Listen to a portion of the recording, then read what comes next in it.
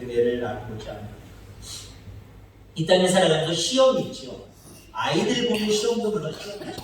학교에서 공부하고 공부를 잘하는지 많은지 점검하기 위해서 시험 보는 시험도 마찬가지지만 우리가 학교 말고도 인생을 살아가다 보면 많은 시험들이 우리 가운데 옵니다. 근데 그 시험과 반대되는 개념이 있어요. 유혹이라는 게 있습니다.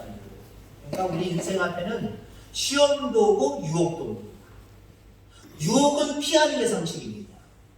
물론 맞서서 이긴다면 얼마나 좋겠습니까? 근데 유혹은 맞서서 이기기가 참 힘들어요. 빨리 피하시길 바랍니다. 요셉이, 오늘 요셉 얘기가 나옵니다만 요셉이 보디발의 집에서 있을 때에 보디발의 아내가 남편은 날마다 국정의 일들로 바빠서 잘 안 들어오니까 남자가 그리워서 요셉이 잘생겼으니까 종이지만 요셉을 자기 품에 품으려고 하는데 요셉이 그 유혹 앞에서 어떻게 해? 도망치잖아요. 그 믿음 좋은 요셉도요, 주여 하나님 사탄아 무릎 꿇어라 그러고 그 자리에 무릎 꿇고 기도하지 않았어요. 잽싸게 도망가 버렸어요. 잽싸게 도망가 버렸어요. 유혹은 빨리 도망치는 게 상책입니다. 근데 유혹은요, 뭐냐면은 유혹은 나를 쓰러뜨리기 위해서 오는 거예요. 나를 쓰러뜨리기 위해서 오는 거예요. 대부분 마귀에게서, 사탄에게서 옵니다. 그것이 다른 사람, 친구, 어떤 일들을 통해서 나에게 오는 거예요. 사탄이 가장해서 그렇게 만들어내는 거예요. 나를 쓰러뜨리려고. 근데 시험은요, 절대 그렇지 않아요. 시험은 나를 쓰러뜨리려고 하는 것이 아니라 나에게 유익을 주려고 오는 거예요. 학교에서 시험, 아이들 왜 시험 치릅니까? 아이고 지겨워. 안 봤으면 좋겠네.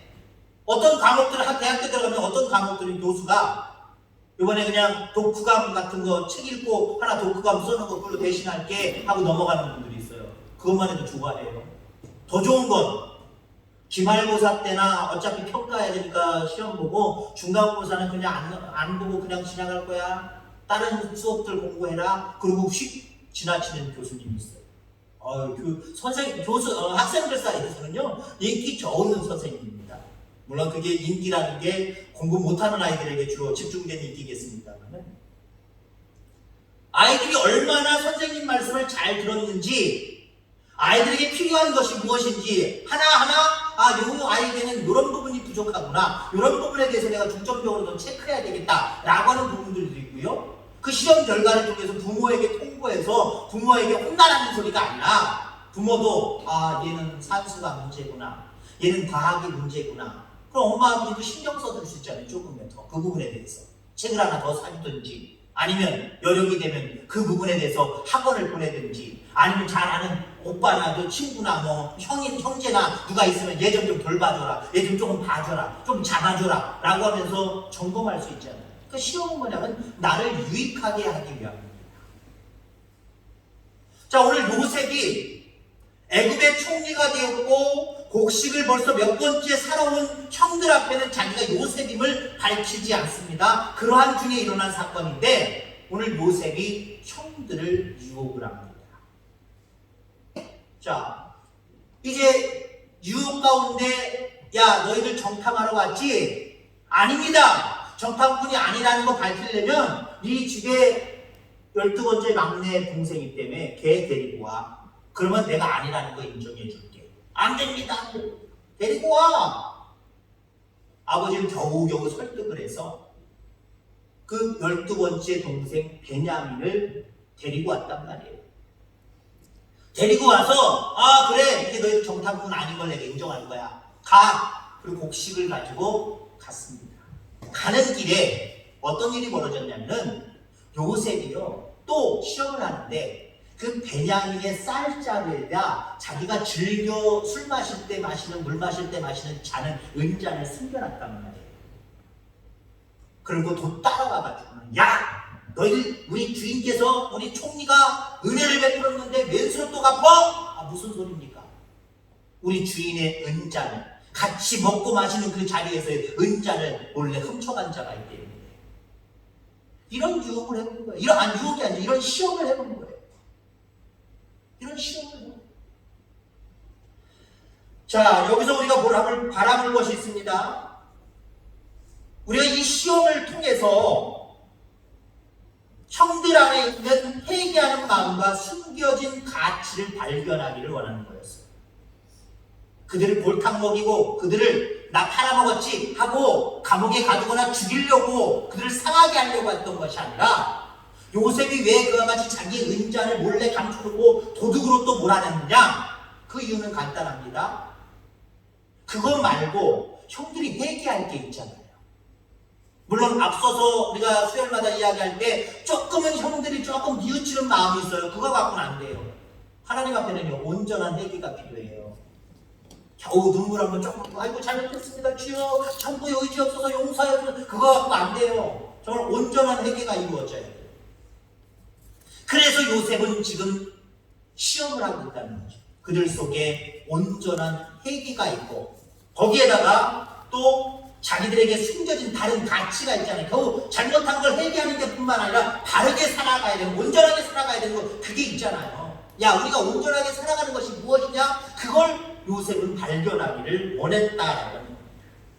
자, 요셉 형들 앞에 놓여져 있는 시험을 더 구체적으로 얘기하면 두 가지입니다. 하나는 은잔의 시험이고요. 또 하나는 그 일을 통해서 또 베냐민만 남겨두고 가야 됩니다. 베냐민을 데리고 올 때 어떻게 했어요? 걱정 마십시오. 책임지고 이 베냐민, 아버지가 사랑하는 베냐민 꼭 데리고 올 테니까 걱정하지 말라고. 겨우겨우 설득되어지고 아버지 야곱도 하나님을 믿는 마음으로 하나님이 보호해 주시겠지. 내가 내 품에 보호한다고 보호되는 게 아니라 보낸다고 할지라도 하나님이 보호하시면 돌아올 수 있다라는 확신을 가지고 그럼 데리갔다 잘 데리고 와 그랬거든요. 근데 지금 은잔을 훔친 도둑으로 몰려서 도둑만 남아있으라 했어요. 요셉이요. 어떤 자리에서 나왔냐? 베냐민 자리에서 나왔거든요. 베냐민만 여기 있고 너희들은 가라 그랬습니다. 근데 그게 말이 돼요? 아버지가 기다리는 자들이, 기다리는 사람이 자기들도 있지만 자기들보다 베냐민을 더 간절하게 기다리고 있거든요. 요셉 사랑했었는데 아버지가 요셉도 잃어버렸어요. 그래서 베냐민에게 온 정성을 따지면서 지금 그렇게 살아가고 있는 희망이고 소망인데 그 베냐민이 도둑으로 몰려서 애굽에 포로로 잡혀있다는 거예요. 애굽에 잡혀있다는 거예요. 그 소식을 들으면 아버지가 얼마나 놀랄까요? 그러니까 이들은요, 이 은잔의 시험도 이겨내야 될 뿐만 아니라, 그러니까 자기들의 결백을 주장하고 확실하게 그 애굽의 총리한테 밝혀내야 될 뿐만 아니라, 자기 막내 동생 베냐민을 데려가야 되는 그 시험 앞에 놓여있는 모습들을 바라보게 됩니다. 자, 벌써 이미 이제 얘기한 대로 은잔을 한번 생각해 보려고 합니다. 자, 누구에게서나 발견되든지 그는 죽을 것이요 우리는 내 주의 종이 되리이다. 이 누가 얘기한 거냐면 유다가 얘기한 거예요. 물론 형제들도 다 같이 함께 이야기했다라고 볼 수 있지만 유다가 나서는 모습을 바라보게 됩니다. 야, 누가 내 거 훔쳐갔어? 훔쳐간 자는 종이 될 거야. 잡혀올 거고 나머지는 보내줄 거야. 근데 은잔이 나왔단 말이에요.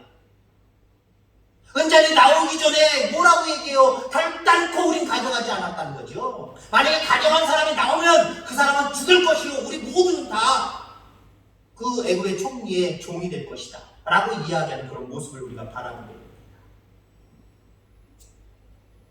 근데 베냐민 가방에서 진보다리에서 쌀보다리에서 은잔이 나왔단 말이에요. 그러니까 요셉이 내가 너희들에게 은혜를 베푸는데 어떤 은혜예요? 지난주에 했잖아요. 잔치까지 보내줬어요. 그런데 이 일이 어찌냐라고 다그치는 그런 모습을 바라보게 됩니다. 형제들 중에 세 번째 유다가 나섭니다. 베냐민을 데려갈 때도 아버지에게서 아버지를 설득해서 지금 르벤이 포로로 잡혀 있으니까 우리 가야 됩니다. 베냐민 꼭 데려가야 됩니다. 그러고 데려온 거거든요. 그때도 유다가 나섰거든요. 또 지금 막내 베냐민이 이제는 또 누명을 쓰고 자기들한테 누명이지요. 거기 잡혀서 종노릇해야 되는 상황이 벌어졌습니다. 아니 어쩌면 자기들의 고백처럼 죽을 수도 있는 상황이고 자기들이 다 거기에 포로로 남아있을 종으로 남아있을 상황입니다. 유다가 나서요. 앞에 형들은 뭐합니까 도대체? 어찌됐든 간에 유다는요, 세 번째 아들이지만 장남 역할을 감당하고 있다라고 하는 거죠. 첫 번째 시험, 은잔의 시험을 통해서 원했던 것은 바로 이것이었다라고 하는 거죠. 왜요? 지금 유다가 나서서 베냐민만은 안 된다는 거예요. 베냐민만은 안 된다는 거예요. 안 되는 이유를 요셉에게 장황하게 설명해 주고 있습니다. 설명이라기보다는 애원하는 거예요. 내가 책임질 테니까, 내가 남아있을 테니까 내 동생은 보내야 됩니다. 집에 계신 아버지가 가장 소중하게 여기는 아들입니다. 안 보내려고 했는데 내가 꼭 데려가야 된다고 여기까지 얘기해서 이렇게 데리고 왔는데 지금 이러한 상황 가운데 또 잡혀있는다고 한다면 아버지 아마 쓰러질지도 모릅니다. 죽을지도 모릅니다. 그리고 불쌍히 여겨달라고 한마디로 이렇게 지금 설득하고 있는 거예요. 지난날을 회개하고 형제들의 죄를 짊어지려고 하는 것, 이것이 시험의 조건이었다는 거죠. 요셉이 왜 형들을 그렇게 시험했어요? 그 시험의 이유는 형들이 회개하기를 바랍니다. 형들이 회개하기를 바랍니다. 여러분, 회개라고 하는 차원을 두 가지로 한번 살펴보려고 합니다. 회개는요, 하나님께 죄를 자백하는 겁니다. 하나님께 죄를 자백하는 겁니다. 하나님 앞에서 유다는 범죄를 자백하는 모습을 보게 됩니다. 그는 없어진 은잔이 자기 형제들에게서 발견될 것을 우연이라고 생각하거나 이건 뭔가 모함이다, 누명이다 라고 생각하지 않았어요. 뭐라고 얘기합니까? 하나님이 종들의 죄악을 찾아내셨으니 그 결과물이 결국 막내 동생 베냐민 자기에서 애굽의 총리의 은잔이 나오고 결국 이렇게 큰 일이 벌어진 이유는 야 억울해 죽겠네 이게 아니라 우리가 옛날에 11번째 동생 요셉을 팔아먹고 결국 죽은 줄 알고 있잖아요. 죽게 만들었던 것, 이거는 우리의 죄고 우리 형제들끼리 10명의 형제들끼리만 쉬쉬거리고 아버지께도 속였던 것들이었는데 하나님이 그 죄를 찾아내셨대요. 찾아내셔서 지금 이 상황이 벌어졌다는 거예요. 여러분들, 우리가 어려운 시험을 만났을 때에 왜 하필 나한테 이 억울한 시험이 나한테 이 어려움이 왜 나한테 오는 거야? 하소연하거나 짜증내거나 불평불만하지 마시기 바랍니다. 이런 기회를 통해서 내가 하나님 앞에 또 사람 앞에 혹시 내가 뭔가 소홀히 하거나 잘못된 부분들이 무엇이 있는가 찾을 수 있길 바랍니다. 찾아내시길 바랍니다. 그리고 회개한다고 한다면 시험은 저절로 안개 거치듯이 거쳐지게 되어 있습니다. 하나님 앞에 죄를 고백을 하잖아요. 우리의 숨겨진 죄를 하나님이 찾아내셔서 죄값을 지금 치르고 계시다는 거예요. 하나님 앞에 여러분 죄를 고백해야 됩니다. 하나님 앞에. 하나님께서 허락하시지 않고 일어나는 일이 세상에 어디 있겠습니까? 하나님 허락하시지 않는 세상의 일들이 그냥 일어나지 않아요. 모든 일들이 하나님의 허락하에 하나님의 계획 가운데 모든 일들이 이루어지는 것을 여러분들 기억하게 되기를 바랍니다. 그래서 내게 압박을 가해오는 어떤 시험의 요소들이 있다고 한다면 그 이유는 내가 청산해야 될, 회개해야 될 뭐가 있다라고 하는 사실을 깨달아야 돼. 왜 일이 꼬이지? 왜 안 되지? 뭘 하나님이 나를 깨닫기를 원하시는가? 이걸 우리는 먼저 알아야 돼. 그걸 안다고 한다면 물론 그런 부분에 있어서 그렇게 생각할 수 있어요. 아니 나는 다른 사람들보다 크게 범죄하거나 신앙생활을 게을리한 게 아닌데 왜 나한테 이런 어려운 시험을 허락해 주시지? 억울해 죽겠네라고 할 수도 있어요. 다른 사람들과 비교 속에서. 그럼 다른 사람들과 비교하지 마시기 바랍니다. 하나님 안 믿는 사람들에게는 시험 잘 허락하지 않아요. 가령 예를 들어서 어느 고등학교에서 아주 귀한 시험 문제를 하나 얻었어요. 다음 해에 예를 들자면은 대학교 들어가는데 그 수학학력고사 거기에 출제될 만한 가능성 있는 대단히 좋은 거기 문제위원들이 낸 문제지를 하나 얻어놨단 말이에요. 구해놨단 말이에요. 특별한 걸 하나 소유하게 되었어요. 그걸 다른 학교 선생님들이랑 다른 학교랑 공유하고 나눕니까? 그거 바보 같은 짓이잖아요. 그죠? 내 학교 아이들에게만 주는 거예요. 내 학교 아이들에게만 주는 거예요. 하나님 똑같아요. 사랑하는 자녀들에게는요, 시험을 허락해 주세요. 근데 하나님을 믿지 아니하는 자들에게는 시험 필요 없어요. 시험할 필요가 뭐가 있어요? 시험 줄 필요가 없어요. 그럼 내 새끼니까 매를 주는 거예요. 남의 새끼 잘못했다고 너 이리 와! 하고 매줄 수 있어요? 요즘은 잘못 매를 들었다간 폭력입니다. 폭력. 내 새끼도 매를 잘못하면 요즘 시대는 또 폭력이에요. 미국은 더 심하잖아요. 부모가 애를 때려봐요. 바로 경찰에 고자질해가지고요. 매 맞은 짱구 같은 거 증거물로 해가지고 너는 애를 키울 수 없어. 그리고 그 부모에게도 애를 빼앗아 격리시켜버려요. 무서운 동네예요. 그 동네. 우리나라는 점점 닮아가고 있어요. 부모가 자식 이전엔 못 때려요. 때린 현장이 발견되거나 아니면 흔적이 남아있거나 증거가 남아있으면 부모라고 할지라도 우리나라 아무래도 법으로도 안 될 거예요. 아직은 잘 모르겠습니다만 안 될 거예요.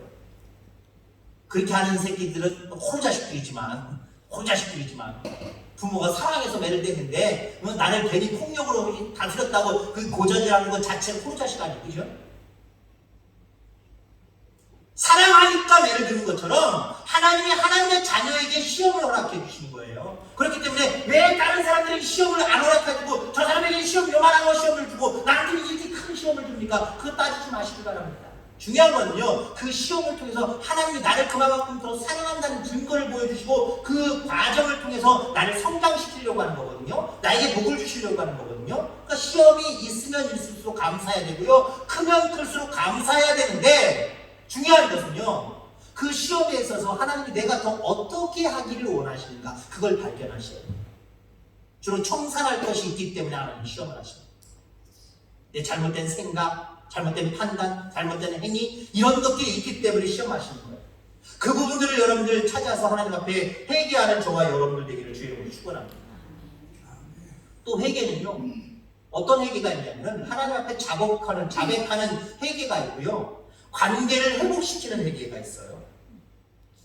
유다는 말합니다. 우리와 이 짠이 발견된 자가 다 내 뒤에 노예가 되겠나이다 라고 고백하면서 베냐민을 절대 버리지 않아요.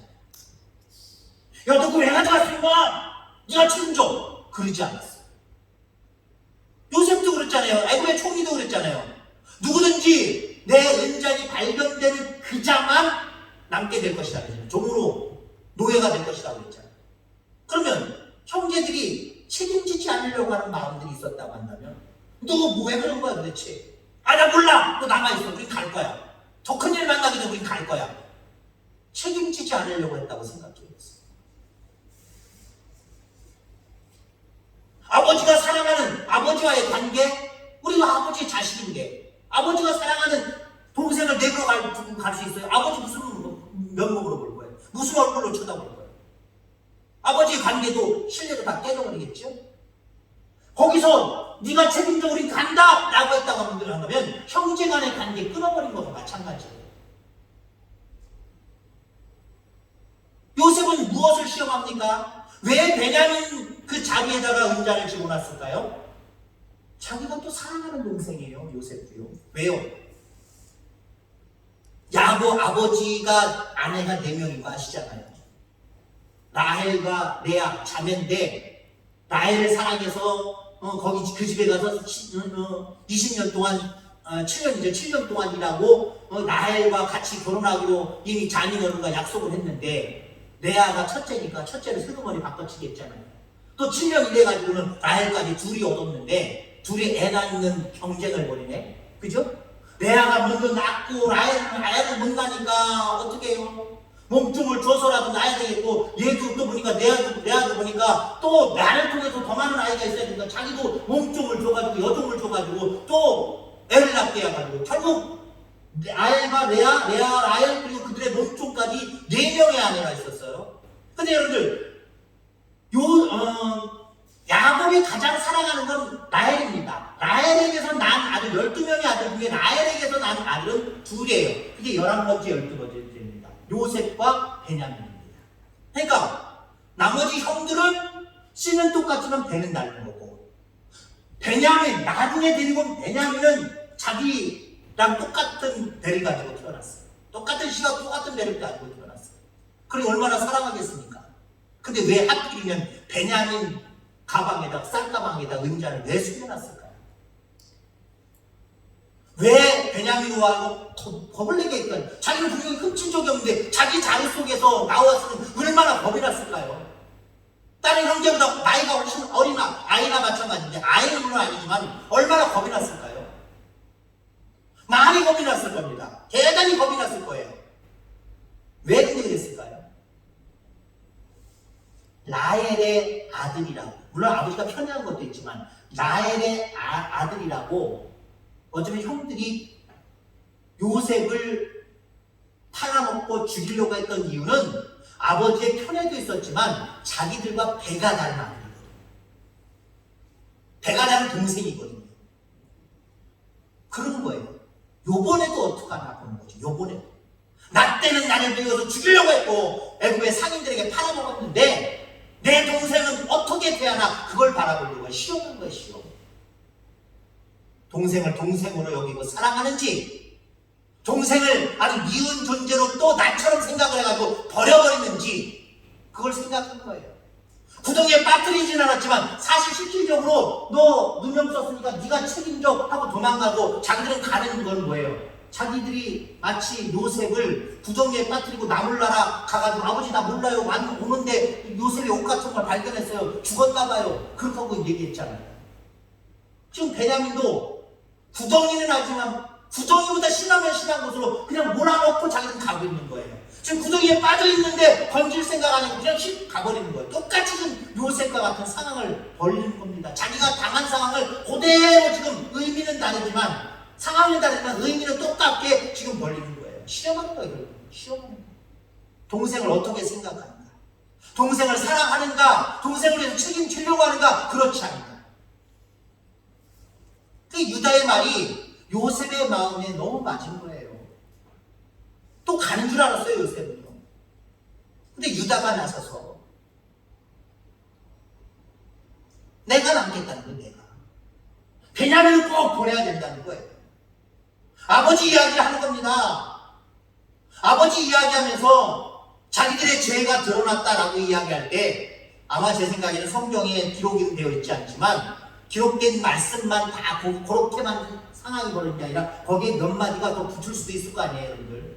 그렇다고 하면 제 생각에는요, 유다가 그 애굽의 총리에게 정말 그 마음을 울려서 동생을 살리려고 하면 그냥 사실 사정이 있으니까 아버지가 사실 그렇습니다, 그럼 두리뭉실하게 얘기할 수 있어요? 구체적으로 얘기해야 설득력이 있지 않겠습니까? 그냥 구체적으로 얘기했을 것 같아요. 사실은 우리 10명의 형제들이 11번째 내 동생을 예전에 구덩이에 빠졌을 때 빠뜨려놓고 살리지도 않고 외면해버리고, 동생 취급하지 않고 외면해버리고 죽는 게 더 낫다라고 생각하고, 그리고 그냥 왔습니다. 아니, 상인들에게 팔아서 그냥 아무렇지도 않게 그냥 왔었습니다. 그것이 우리에게 큰 죄가 되어 우리의 하나님이 우리를 이렇게 힘들게 하나 봅니다. 요번에도 이런 공경을 당했는데 다시는 내 동생 버리지 않을 겁니다. 내가 책임질 겁니다. 총리시여, 나를 잡아놓고 이 아이를 보내주시옵소서. 아마 이렇게 설득하지 않았을까요? 동생을 버리지 않았어요. 그 관계를 버리지 않았어요. 요셉은 그걸 보는 거예요. 자기들의 죄를 뉘우치는 것을 막고요, 뉘우치는 것에 그치는 것이 아니라 동생을 그냥 궁지에 몰아넣고 가버리는 것이 아니라 책임지려고 했던 그 마음을 보신 거예요. 물론 자꾸 유다만 얘기했습니다만 다른 형제들의 모습들도 똑같았어요. 다만 유다가 먼저 앞장서서 나섰을 뿐이지, 그들의 형들의 모습을 바라보면서 요셉은 행복했을 거예요. 아, 우리 형들이 달라졌구나. 우리 형들이 달라졌구나. 그 이후에 취한 행동들이 무엇입니까? 진정한 용서가 그들에게 돌아왔습니다.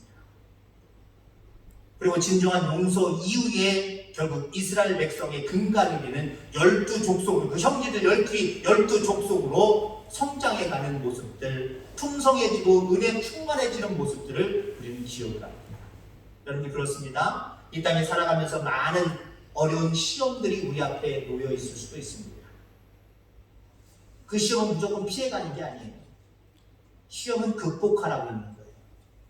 그 중간을 가로질러서 들어가라고 있는 거예요. 시험을 통과하면서 결국 그 시험에 눌리지 않길 바랍니다. 결국 뚫고 나가시길 바랍니다. 그러려고 하면 그 시험 속에 하나님이 나에게 무엇을 버리기를 원하시는가, 그리고 어떤 관계를 더 회복하기를 원하시는가. 어쩌면 그런 거일 수도 있어요. 하나님과의 그런 어떤 잘못된 관계, 그걸 회개해야 되고, 하나님과의 관계를 더 잘 맺는다고 한다면 지금 현재의 시험들이 깨끗하게 청산되고 깨끗하게 이겨내질 수가 있을 거예요.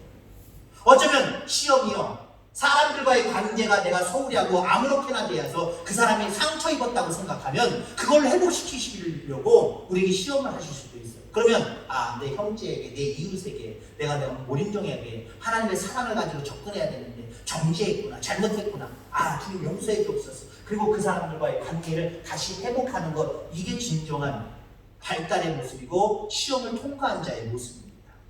이렇게 성장해 갈 수 있는 저와 여러분들 다 되어지기를 주의 이름으로 축원합니다. 하나님 아버지 감사합니다.